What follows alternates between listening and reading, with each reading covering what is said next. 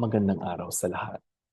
Ikinagagalak ko na ako'y maimbitahan para magbigay ng talumpati para sa pagdiriwang natin ng Araw ng mga Guro sa ating Pan-Pacific University teachers, specifically our School of Basic Education. Sa ngalan ng ang ating Academic Council, binabati ko po kayo ng Happy Teachers Day. Sino ba sa atin ang hindi naging estudyante? Sino ba sa atin ang hindi nagkaroon ng mabubuti at mahuhusay na mga guro mula elementarya hanggang sa ating pagkakolehiyo? So nais kong sabihin na kung wala ang mga guro, wala ang ating mga profesional sa kasalukuyan. Kaya naman, higit sa pasasalamat, gusto nating bigyan ng pagpupugay ang bawat guro na kasama natin sa patuloy na paghubog ng ating mga profesional balang araw.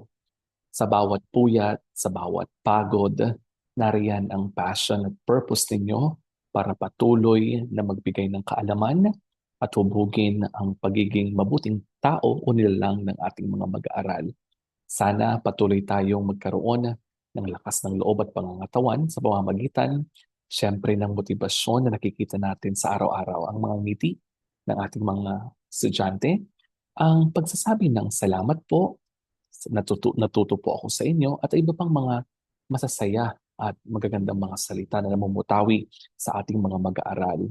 Sana hindi lamang po sa buwan ng Setyembre o Oktubre natin gunitain ang ating mga araw bagkus kada araw palagi po tayong pasalamatan o magpasalamat sa ating mga guro na nakakasama o nakakasalamuha. So hangad namin ang patuloy ninyong kasiyahan, ang patuloy ninyong tagumpay, at ano nga pa ba ang hindi ang sasarap pa sa tagumpay na makita ang ating mga mag-aaral na magtagumpay kagaya natin o higit pa sa ating mga nakamit. Magandang araw at enjoy natin ang araw ng mga guro. God bless you all.